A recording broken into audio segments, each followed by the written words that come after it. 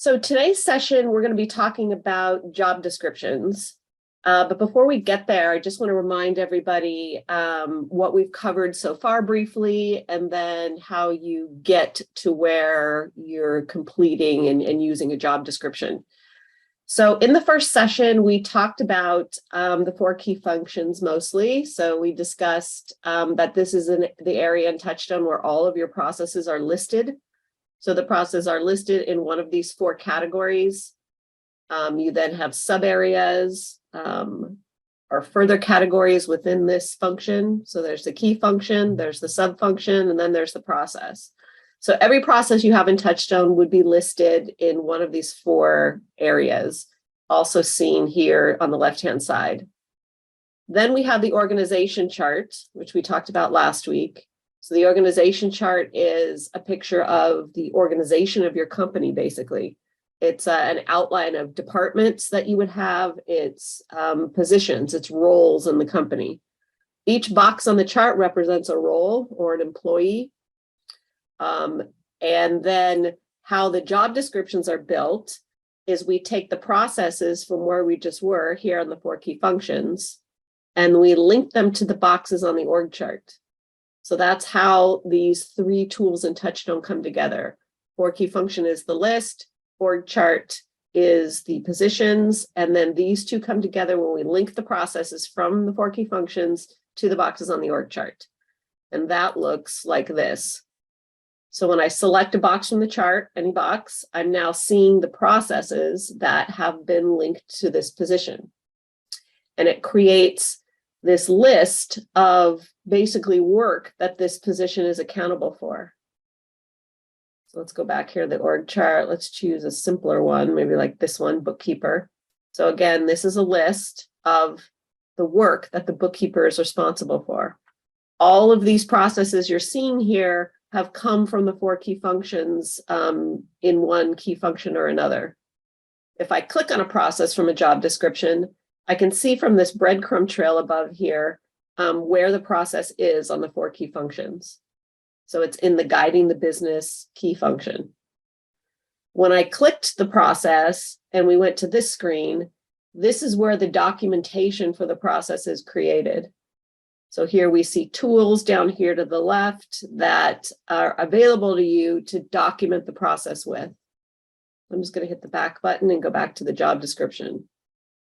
So at the end of the day, every box on the chart has this comprehensive list of the work, the processes that the position is responsible for, and then that work is documented.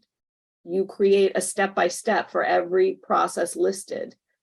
And then this job description becomes one of the most amazing tools that any employee or manager could ever have, because it's this very clear, concise list of what the employee is accountable for.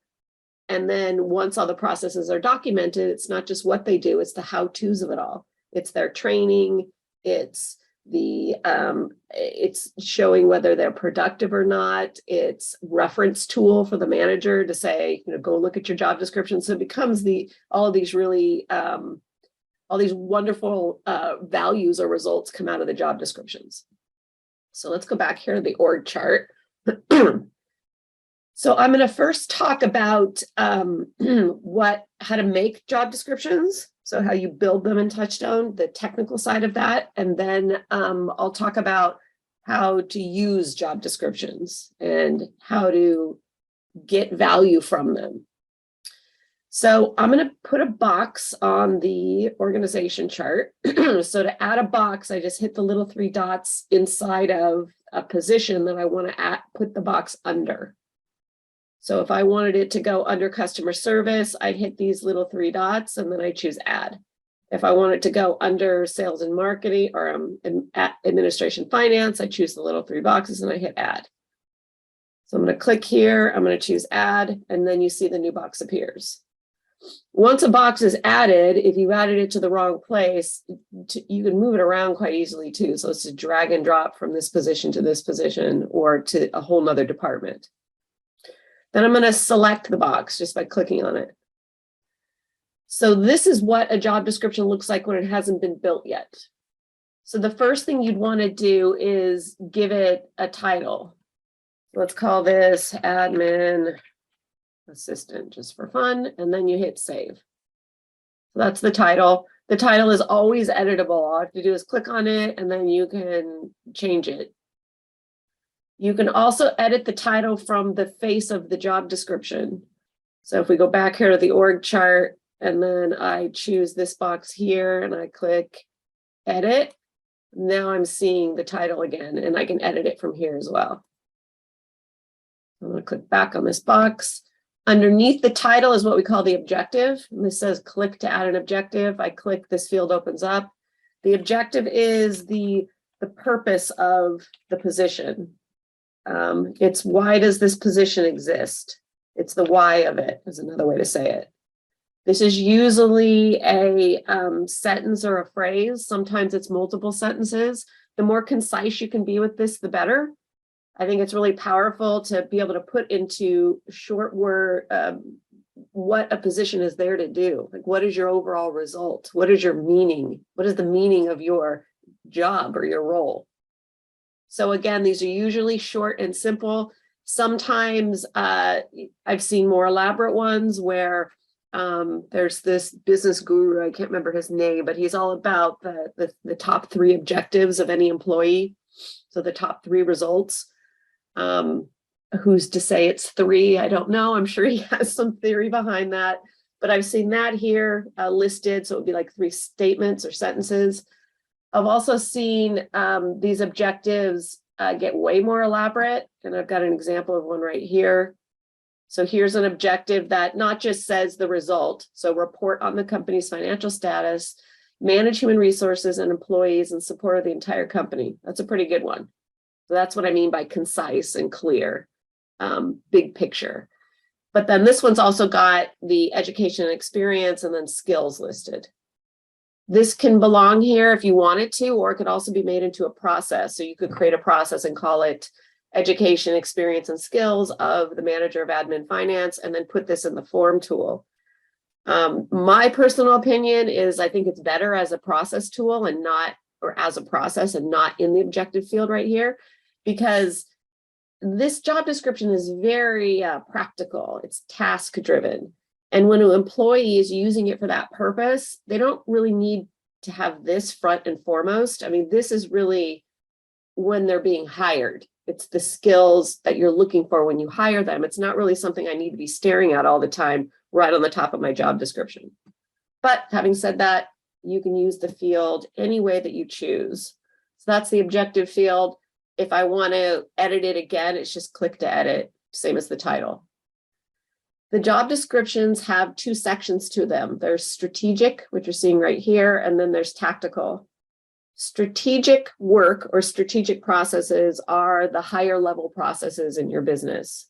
So they're things that are typically in guiding the business over here on the 4 key functions. So they're developing, reporting, analyzing, business strategy, management. So how you get results through other people is guiding the business. So your performance review, written verbal warnings, anything that a manager would use to manage an employee, the work that they would do. Typically, a managerial position would have a lot of strategic processes and less tactical. Tactical is the staff work. It's the technical work. So a managerial position would hopefully have quite a bit of strategic processes and less tactical, whereas a non-managerial position would have mostly tactical and maybe less strategic. The strategic section of the job description is also a place that you can kind of highlight more overarching processes for non-managerial positions. So this is a non-managerial position. I've got 2 processes here. These are kind of like how you control your time, how you analyze what you're doing. So it is kind of strategic in nature. So you could put that in this section of a non-managerial position, and it kind of makes it stand out a little bit more. Really, on these job descriptions, the strategic and tactical, it has a purpose, but it doesn't, I wouldn't like rack your brain over it. Just choose what you think is the best place for it. Because when employees go to their processes in TouchStone, they're going to be going over here through the dashboard. So they're going to go here to their control panel. And inside of the control panels, we have all the processes that are on the job description. So this is an exact mirror of the job descriptions over here. Any process I put on the manager of admin and finance's job description are going to appear here in the control panel that I have an assignment for. But I have this ability to create groups like planning, customer service, management. So it's not just strategic and tactical. You're not kind of forced into just those two categories. You can create multiple categories. And again, this is where the employees would go to access their processes and to use them. So that's why strategic and tactical, do your best, but it's not, it's not the end of the world if you can't get this right. There's a further definition of strategic and tactical over here in the Resource Center in the glossary of terms. So let's talk about how you build the job descriptions. So as I've been talking about in the last two sessions, I really feel like it's a good exercise to go to the 4 key functions here and list out all your processes in every key function. Just make a master list, pull from the library, add your own. I'm not saying document everything now, just make a list of everything. It's like before you go to the grocery store, you make a list. Otherwise, you're just going to be grabbing at everything that looks good to you. It's kind of the same thing here. You want to come up with a clear, comprehensive list. Once you've done that, then building the job descriptions becomes super easy because I'll use this toolbar item here called Add Existing Process. And it's called existing because these processes we're going to add live on the 4 key functions already. Somebody's already listed them there. So I hit Add Existing Process. It's asking me if I want it in the strategic or the tactical section of the job description. Admin assistant to me is a non-managerial position, so let's start with tactical. Then I'm going to hit the sub-function dropdown. Now I'm literally looking over at the 4 key functions. So I see my sub-functions here, and I see all the key functions doing, guiding, running, and then I see the sub-functions, which are these categories here. So if we were building this for real, I'd probably think to myself, where is the admin work that an admin assistant would typically do? And the answer to that is it's going to be in running generally. And now I would go to the sub-function that makes the most sense, like administration. So now when I clicked that sub-function administration, now all of the processes that I have under administration in running the business appear. So I would go through and tick off the processes that this position is responsible for. I'd skip ones that don't belong and just choose the ones that do, all the way down to the bottom. When I'm happy with this, I hit save. And now TouchStone links all those processes to this job description. Then I'd probably go back, add existing process, probably flip to tactical again, and then I'd look through and make sure there's nothing I missed. So maybe human resources, you've got your admin assistant that does things related to taking people's time off and vacation request forms, or maybe they do employee satisfaction surveys. So you can go to any one of the 4 key functions, any sub-function, and choose processes from it. Then I hit save, and now those processes are added. Everything is drag and drop too on the screen. So if you want to move processes around or reorder them, you can just drag them like this to pull them up and down. This process right here, you'll notice it has a P next to it. That's because this process has been put in the public folder. So if I go back here to the dashboard, you'll see what I mean by that. So this is the public folder. This is going to be a topic of one of the webinars kind of later in the series. What it is a place where you can put processes that are company-wide information. So they're not just one employee or one department's accountability. They're the accountability of the entire company. So like that emergencies and injuries is here, and that had the P next to it on the job description. So when you're building your job descriptions, if you notice you've added a process that's got a P next to it, Well, we know that that's already in the public folder and this person has access to it. So there's really no reason to have it on the job description too. So I would just go and remove it and say, okay. You may not remember when you're doing this after you've listed all the processes, which processes you've put in the public folder. So this might be a real life thing that happens where you added processes and then you're like, oh, right.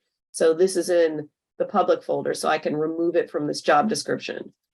There's nothing necessarily wrong with having it on the job description too, but it just becomes redundant because those processes that I've put here in the public folder, if they're the accountability of everyone, well, then they're going to be on everybody's job description. And that just makes the job descriptions longer unnecessarily because they're all here.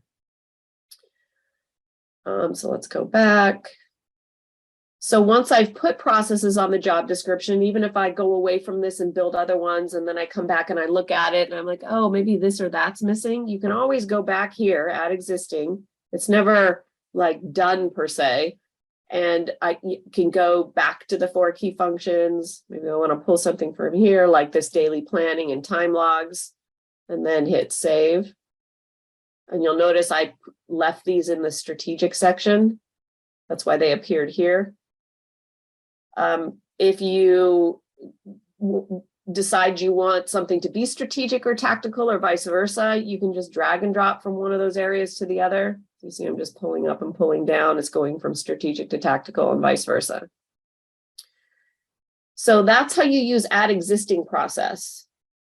What's necessary to use add existing process is that at least some, if not all, the processes would be listed here on the 4 key functions. Because if you use this and you go over here and you're like, well, they're not there, well, then there's no point to looking at the 4 key functions. What you would do in that case is you'd go here where it says add new. So add new process will allow you to add a process directly to the job description without going over to the 4 key functions. Although when you add it directly to the job description, you're also going to be adding it to the 4 key functions because the 4 key functions is the master list of everything. So to add a new process, I click here. So add new, not existing. Then I'm prompted for the name of the process. So you type in the name of the process and think about, you know, what the title is and how it should be listed out so it's uniform. Then you say strategic or tactical section. And now you hit this subfunction dropdown. And now TouchStone's asking me, where do I want it on the 4 key functions?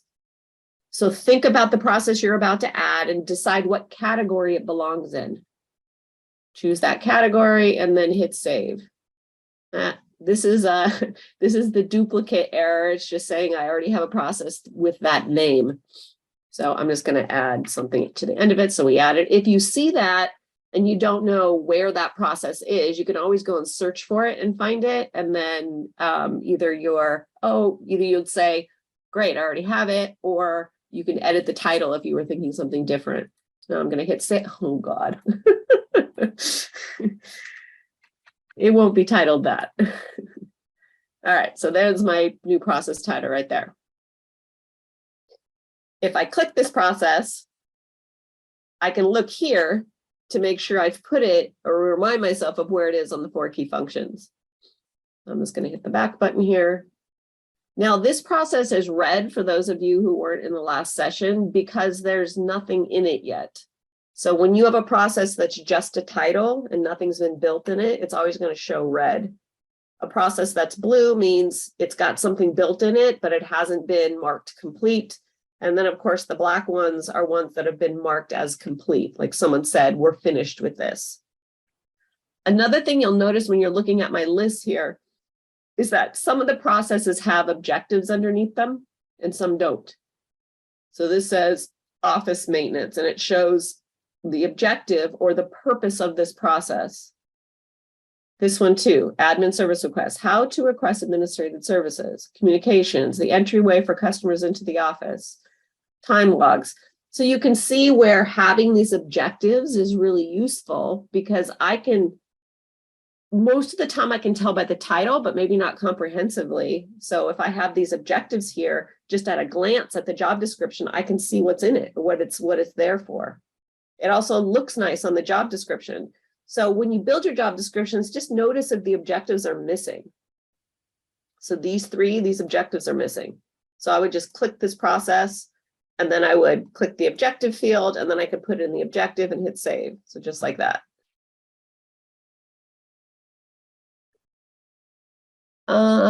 Let's see. Tom has a question.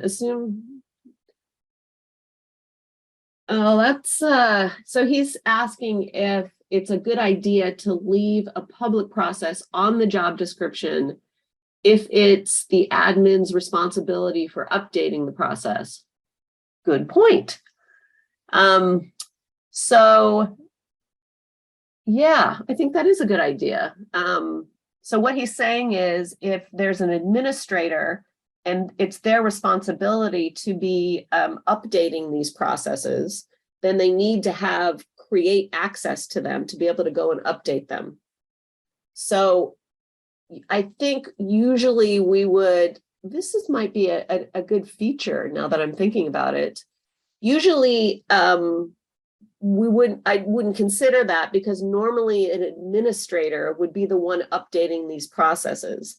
And an administrator, I'm talking about their access to TouchStone, would have access to go and edit and update anything. So they would be able to go to the core functions and choose a public process or any process, and then they can go and update the content of it. But if you have a non-admin person, a non-administrator, maybe the manager of a department, and you want them to go and update these, then yeah, they would need to be on the job description for sure. That probably would only be the case for, I would guess, maybe an admin, the person in this department, so the office manager or the manager of admin and finance, because generally that person would be the one that would be in control of maybe more of the HR processes, which HR processes tend to be public.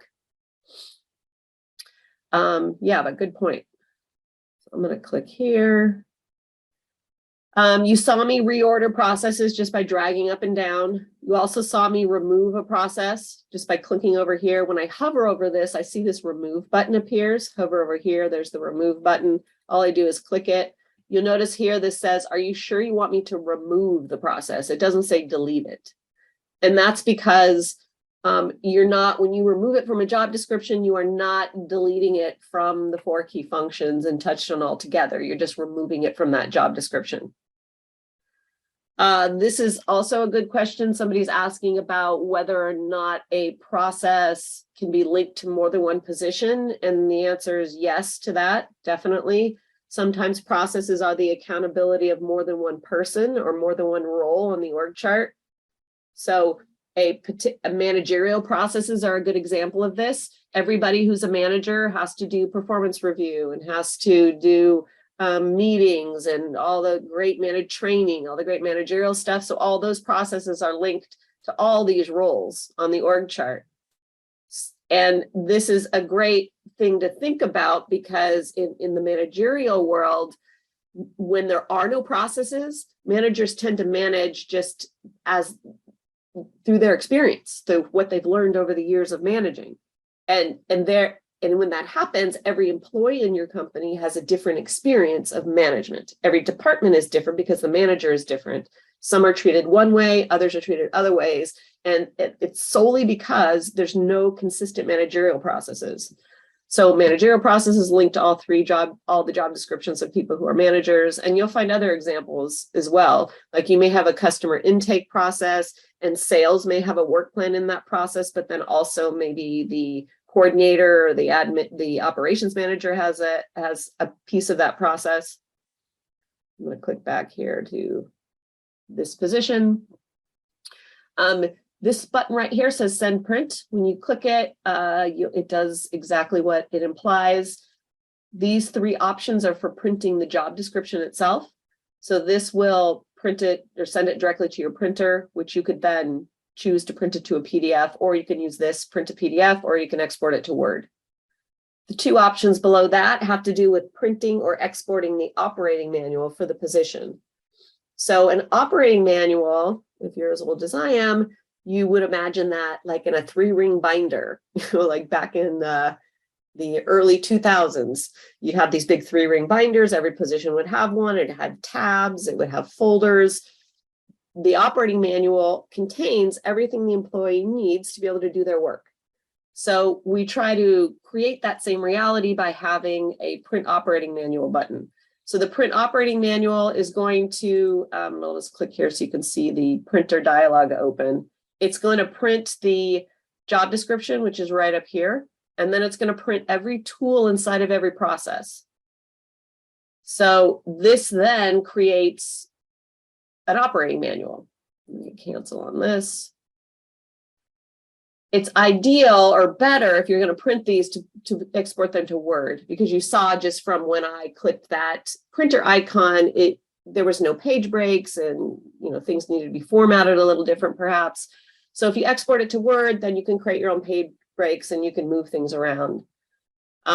This is going to print everything inside of every process, except it can't print uploaded files, because there's no way to like launch Word or Excel or whatever that was created in and then export that. We're not that fancy yet, maybe someday. So you won't get the uploaded files. You also obviously will not get video and audio. There'll be a placeholder for it, but there's no way to play that from a Word document. So good thing to remember. Just my 2 cents about printing here. You're going to notice print export features all throughout TouchStone. We do that on purpose. We're very serious and thoughtful about it, because we'd never want anyone to feel like they've built their life's work in TouchStone and then they can't get it out, that somehow it's trapped in our system forever. This is your proprietary asset. This is your content. This is your intellectual property, and you should be able to export it from TouchStone in any different format that you choose. The issue with exporting things, unless you're deciding to quit TouchStone and you just want to get everything out, if you're just exporting because you want people to walk around with hard cover operating manuals, just be mindful that the minute you print something, it's out of date in a sense. You don't have the most current version. It's like exporting something and do a save as on your computer. It's the same thing as printing.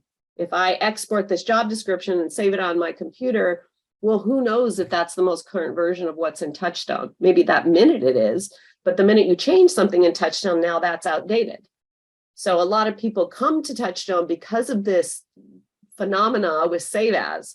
You got your stuff everywhere. Nobody knows what the most current version is. Nobody can find the training because it's been saved by a different person on a different network in a different folder. It's the chaos of your desktop and your server sometimes. So try to move away from exporting and printing. TouchStone is a paperless environment. It's the future, I would hope, of the way that papers are dealt with. They're in the cloud. They're in a format that's easy to find, and they're the most current version. Help move your company towards that and resist against this urgency to, I got to hold it in my hand, or I got to save it here and then email it to someone. If you want to communicate about what's going on in TouchStone with your employees, a great way to do that is to, like, let's say you wanted to talk to one of your employees about how they built this daily log work plan. I would go up here to the URL and go right click and then copy. And then I go to an email and I paste that in and I say, hey, look at this activity log that I created. When they click on it, as long as they have access to TouchStone, it takes them right to this page. If you want to send messages or leave notes or feedback about a process that someone's working on, you can even, rather than keeping them in emails, you could go down to the document tool right here and you can say notes about daily time logs, and then save that. And then here in this document, you can keep notes about your thoughts on the process, what more you want added to it, and then save that. And now these notes are in TouchStone.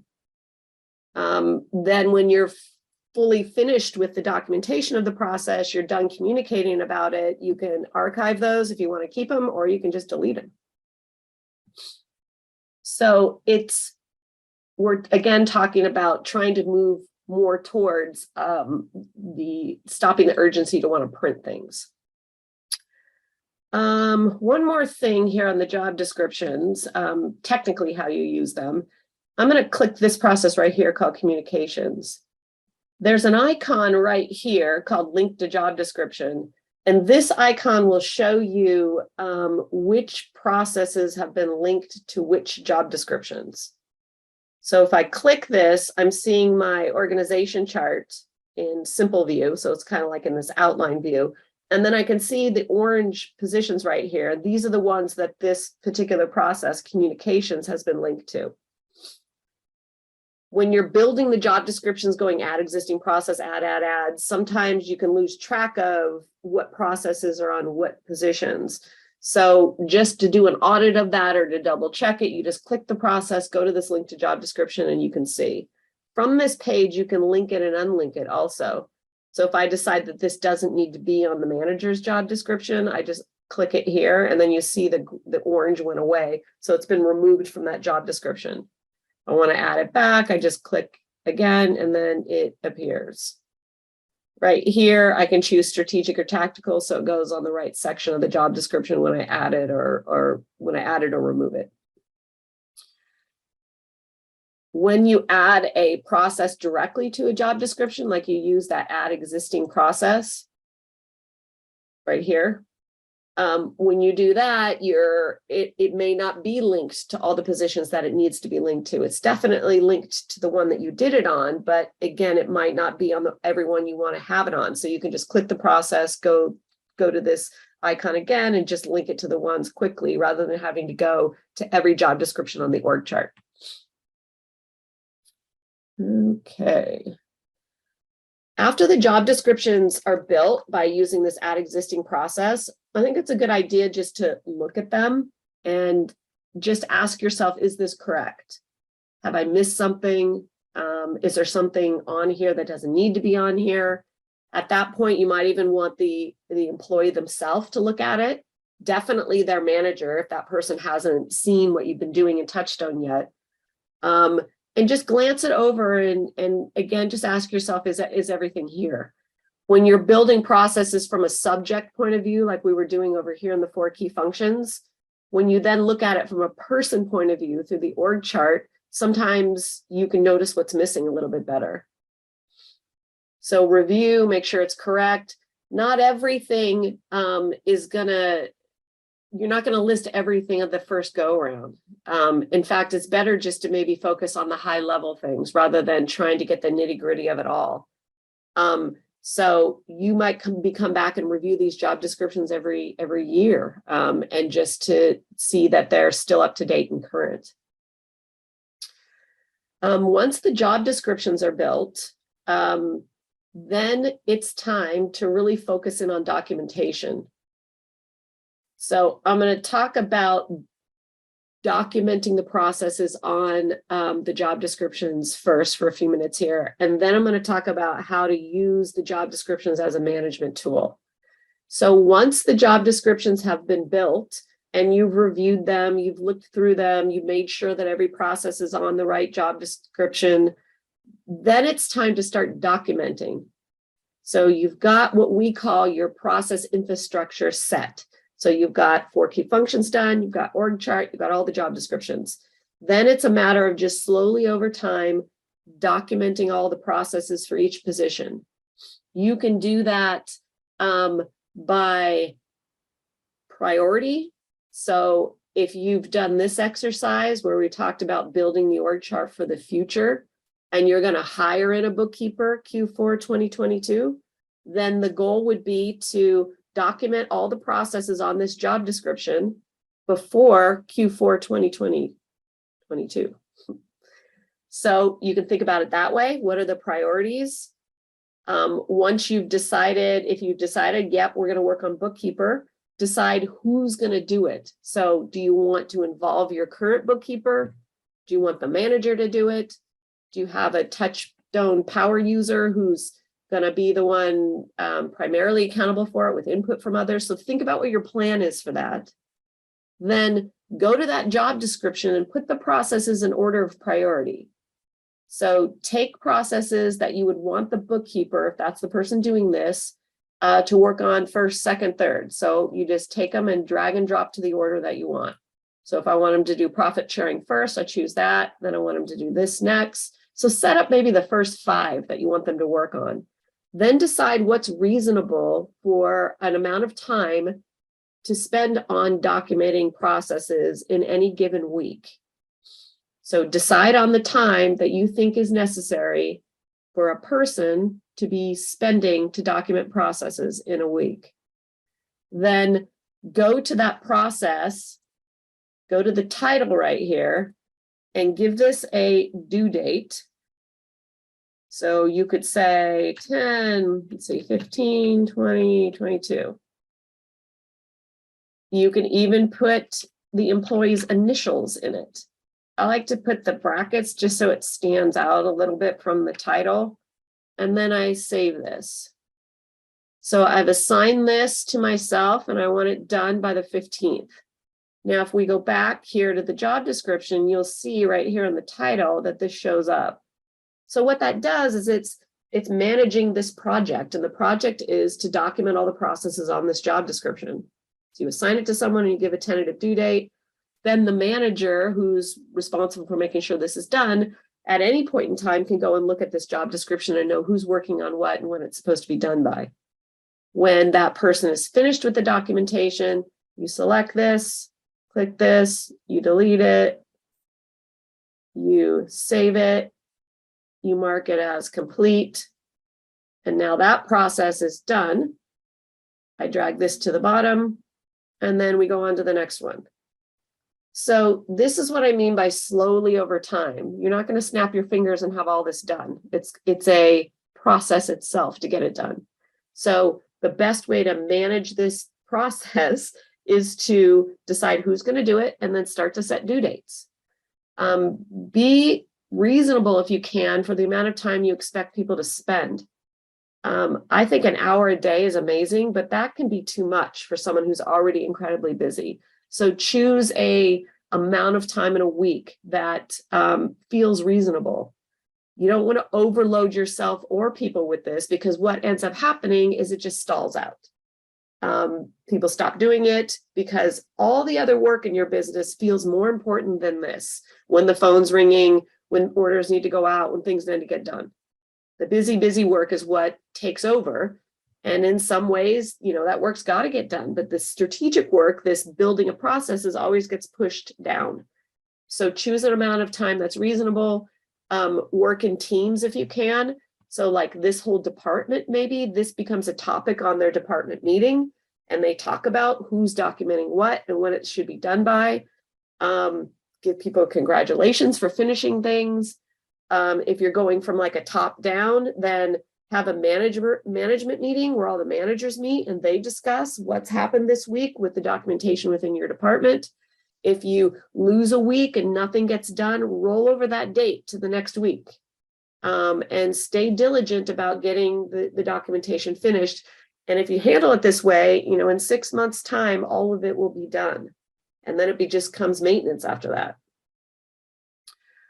Okay, so let's talk about how to use job descriptions. So if it's true that every position on the org chart here, the job description becomes this comprehensive list of what that position is responsible for, then what these job descriptions truly are is they're a checklist of what this position, the bookkeeper in this example, needs to be trained on. So first of all, the job descriptions are amazing for new employee training. So new employee training, the job descriptions are amazing for that, because they are a checklist of what needs to be done or what needs to be trained on. Even if the work isn't fully documented, like all these processes aren't fully documented, I would suggest that this is still a phenomenal training tool. Because even though accounts receivable might not be fully documented, it's still listed as the work that this position needs to know. And there's an opportunity to kind of work on it and in it at the same time. So as the bookkeeper is being trained, that person then makes notes about accounts receivable and maybe is tasked with building the work plan and actually documenting the process as they're learning it. you think about in your mind, last time you trained someone, I would bet you that that person was taking notes about what you were saying. I would hope that they were. Though it's the same thing, if you think about it, make notes, set your camera out or your phone out and record yourself talking to the person. Take those notes, have that bookkeeper take those notes and put them back into the process. And this time you've created something that you can replicate and you've created something that can be referenced. So the job descriptions are amazing new employee tools. I'm going to show you an example of in the systems of the week over here on the dashboard before we end, more about new employee training and job descriptions. The second way job descriptions are used is as an ongoing training tool and an ongoing management tool. So I like to keep training simple and think of it as new employee training and then ongoing training. Ongoing training is the manager's way to ensure that the processes are being used. That's ongoing training. The training is the processes themselves. So you don't need additional processes for training. This is the training. So the job description itself is the training. It holds the content of what you need to use to train this employee.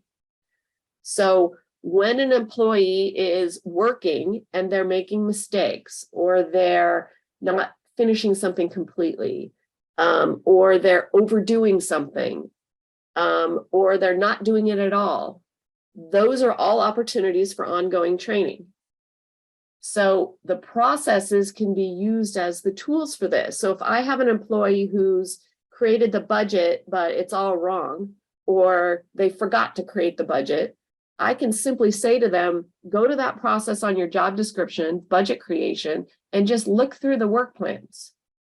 That you missed a step there, just review it. After you've reviewed it, if I'm wrong and whatever you missed is not there, well, then let's look at the process together and then make it better. Let's add something to it. So this is an opportunity to have something concrete to adjust the employee's behavior, but it's also an opportunity for innovation, to figure out what's missing or why something isn't working. So when an employee is doing great, you can say, I saw your cash flow plan the other day. It was amazing. You totally followed the process. As you were doing that, is there anything more you think we should add? So even when you're giving congratulations, it's an opportunity to reference the process. Documented processes are a manager's best friend, because rather than having to kind of get frustrated with employees or remember if I told them the way that I meant to tell them, or remember if they forgot or I forgot or what I said 6 months ago, I can refer back to the process itself. It's something tangible that I can look at with the employee. We can see together and talk about what happened or what is not happening. The management everybody hates is trying to manage the accountabilities of an employee or manage the quality of the work they're doing with nothing but what you thought you told them. So this is why I believe processes are a manager's best friend.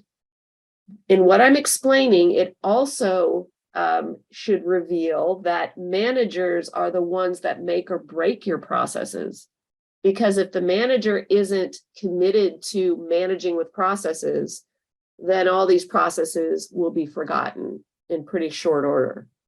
So your managers have to be trained and have to be convinced and educated on how powerful this job description and these processes can be to their management style and to their results, because they're the ones that are going to say, you're not using the process. You're not using the process. We need to innovate the process. If you think back to our conversation on organization strategy last week, I talked a lot about results that need to occur. So the owners have the vision for how the company is going to grow. That means the sales manager has to generate X number of leads and then convert those leads at a certain rate.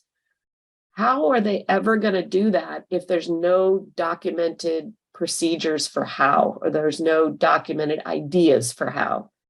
They're just going to have to make it up.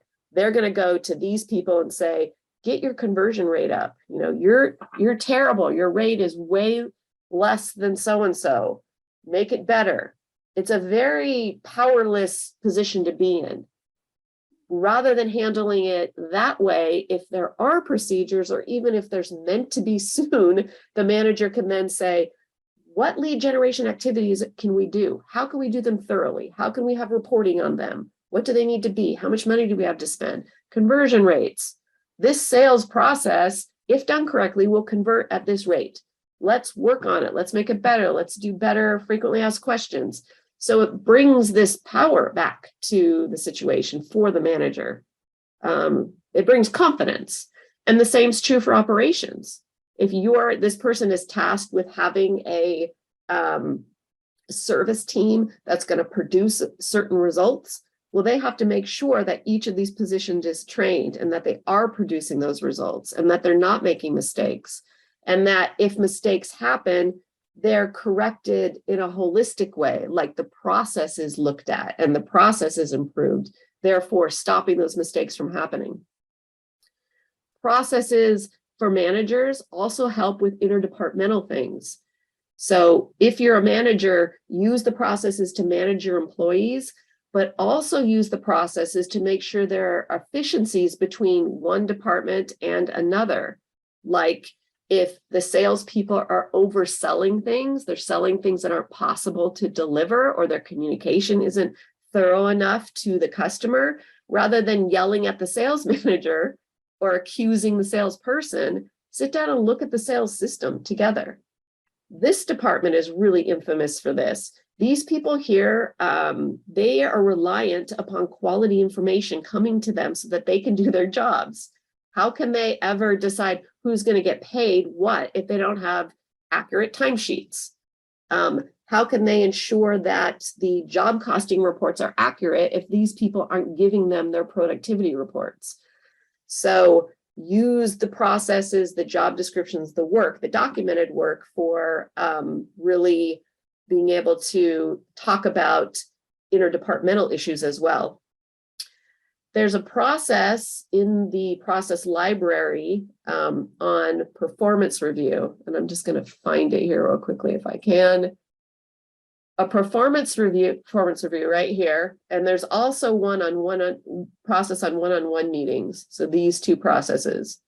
These processes are great for a manager who is learning how to use the job description and processes as an effective management tool to train employees in an ongoing way and become more reliant on process management, not people management, process management.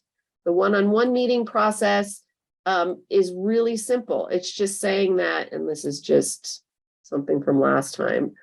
It's a step-by-step for how to have a weekly meeting with your employees. So you sit down once a week, once a month if you can't do once a week. And what you're doing in this meeting is you're reinforcing the job description.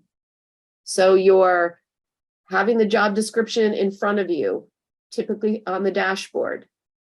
So the job description's in front of you and you're talking about it every week, every month. You're saying, how's the strategic planning going? How is the budget creation going? How are the key performance indicators? Did you do those last month?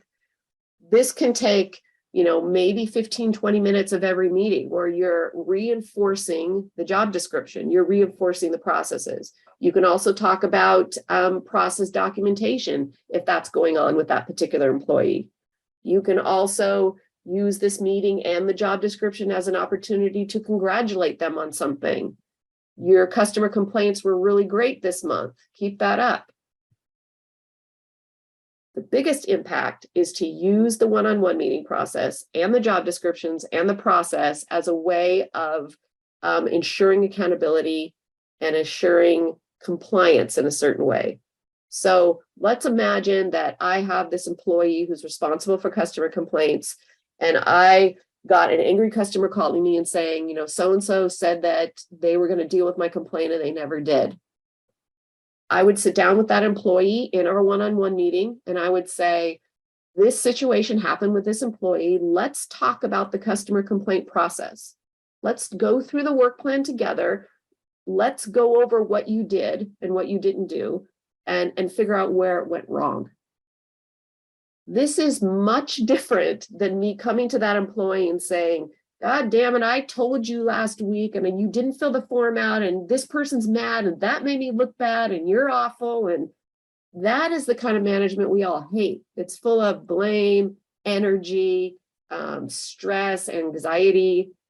Process management strips that all away. Because I'm not saying what's wrong with you, I'm saying what's wrong with the process. Let's talk about it. Let's look at it together. So it's a breath of fresh air when it comes to management. So let's talk about new employee training. That's what I promised. I'm calling it the process of the week, but there's actually no process for this. Actually, you know what? Maybe there is. Let me double check that. If there is a process in the library for it, then I'll email everyone about it. So new employee training. The dashboard, control panel, and management review are fantastic for new employee training. So let's imagine I just hired a person named Mary right here, and she's the bookkeeper. So I'm hiring her in Q4. I set her up in account administration over here. I assigned her to the bookkeeper position. I gave her login to TouchStone. And now we sit down and look at this together. I've taken her work, the work on her job description, and I've organized it into training weeks. So let's go to a blank example. Let's go here to Jack. I think he's blank. Mary. So this is a blank example. This is when you just created that new employee in account administration, you set them up with their control panel for customer service, and you're looking at all their processes like this. They're in a big list. This is everything from the job description. You would then look at this list and you start creating groups. So I would call this week 1.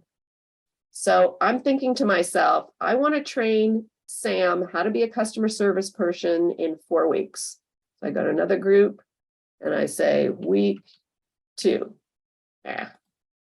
Sometimes it's 4 months. You just have to think about the position overall and imagine or try to guesstimate, if you're doing this for the first time, how many weeks.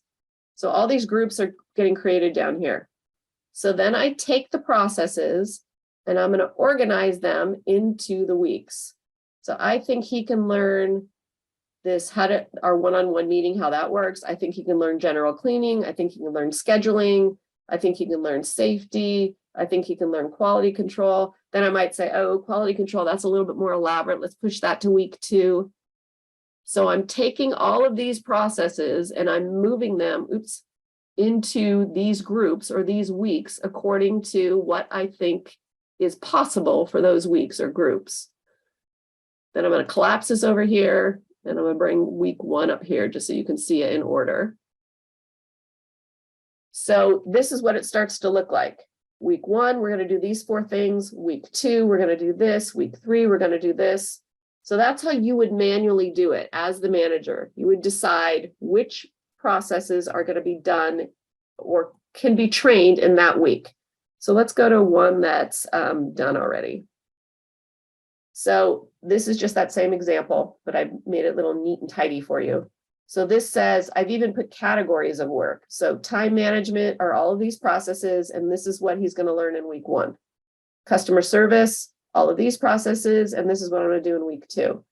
So all I did, create group, you saw me doing it, put in the titles, and then move the processes into it. Then you set about with the first week. You sit down with the employee, John, you say, hey, you're going to learn these 4 things this week.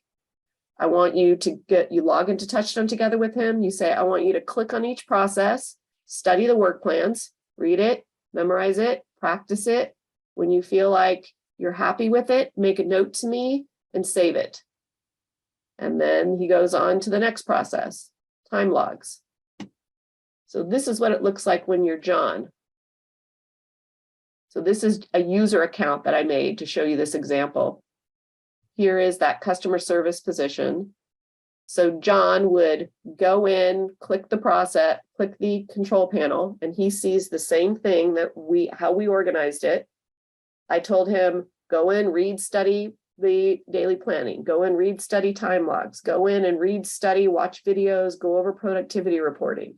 I could tell him, once you get to productivity reporting, maybe I'll show you a hands-on demonstration of it. We'll practice it together. So you can weave in, kind of watch this person do it, or let me lecture you about it for a little bit if necessary.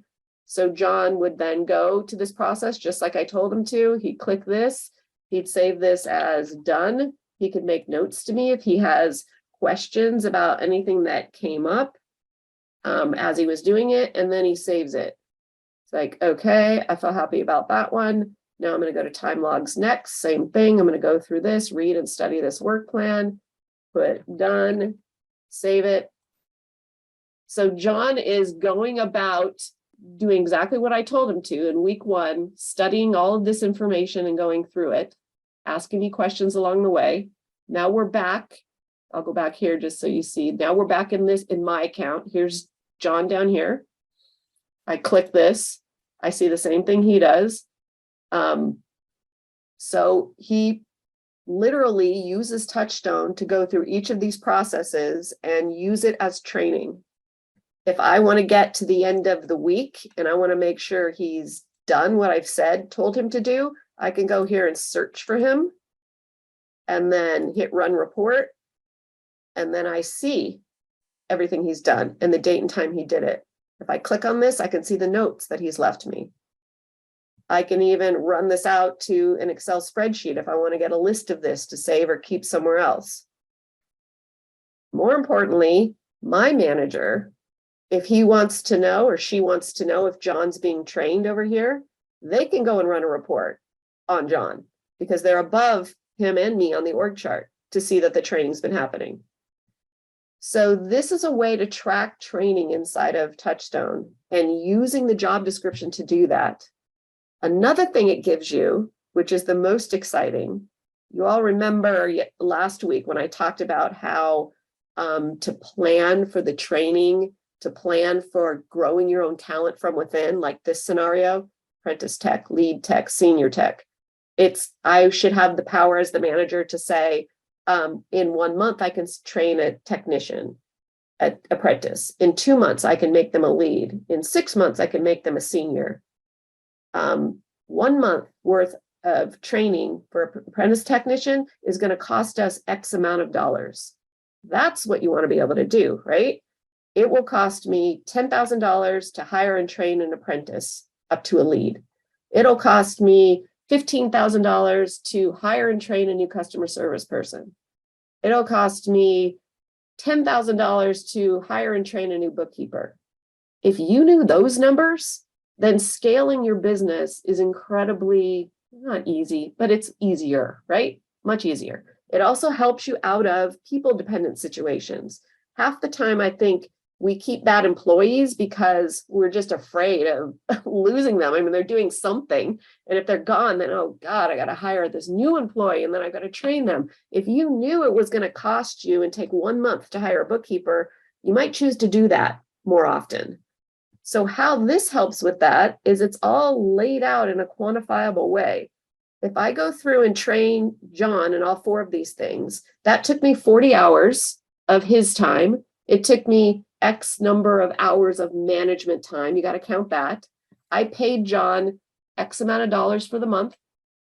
That's what it cost me. So I add all this up, the 4 weeks of training, and I pay attention to it when I'm first doing it. I really look and say, oh, how long did it take him to learn daily planning? How long did it take him to learn this? If a fully capable employee who has the right qualifications can go through a 4-week training like this and learn each one of these things, and it costs you X number of dollars, that's how you plan for hiring employees. And the processes themselves make it really great inside of TouchStone, and the tracking of it is simple and great as well. You're not going to be perfect at this the first time you do it. It takes a little bit of massaging and trying to figure it out as you go when you're doing it for the first time. But when you do it for the second time and the third time, then you get better and better and better at it and more efficient and more confident. So confident, in fact, that if I hire John here, and he gets to the end of week 2 and he hasn't learned all these things, he's struggling, he can't make it, well, then I might let him go before week 3. Definitely before I keep him for a month or 2 months or 4 months.